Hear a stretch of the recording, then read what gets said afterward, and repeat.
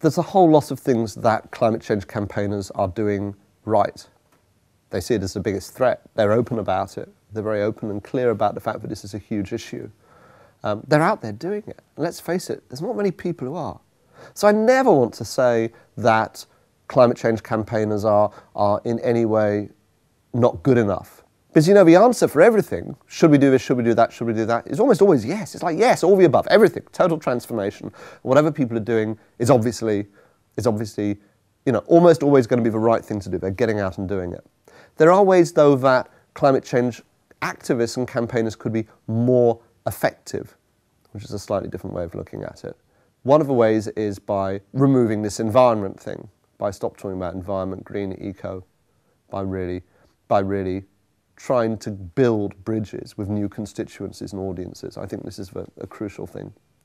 They also have to stop, they have to detach themselves from their own personal set of interests and try and frame climate change in terms of other people's interests. One of the huge mistakes I see over and over is that the icons of climate change is the poles, the North and South Pole, and polar bears. Now, most people, in truth, don't really care very much about polar bears. They've never seen them except in a zoo. They're not a part of their day-to-day experience. So why is it that we consistently, as activists, have an icon which doesn't in any way connect to people's real concerns? Except, of course, people are concerned about polar bears. Are they the ones we need to be speaking to? No. I have to say, in a wider sense too, and this is regrettable, people aren't really concerned with Bangladesh either, or any of these other things we refer to. What they're really concerned with, for most people, is what happens in their own community, down the end of their garden, what's of immediate concern to them. So we need to stop playing to all of these ways that we say, this is something somewhere else, because people love that argument, because then they go, gosh, well, we don't need to deal with it. We've got to stop talking about it being in the future too, you know. All of the language about climate change is in the future. You know, we talk about what the impacts will be in 2100.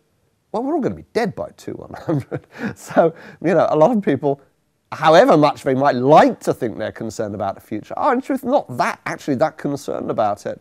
You know, again, you know, we make all of these predictions and you know, and postulations about how it will affect other people in other places at other times. So let's be really clear. Let's make it really focused, and let's give people the ownership. People who are concerned about their community, they're concerned about their own affairs, they're concerned about their own welfare, finding ways of getting them to do it.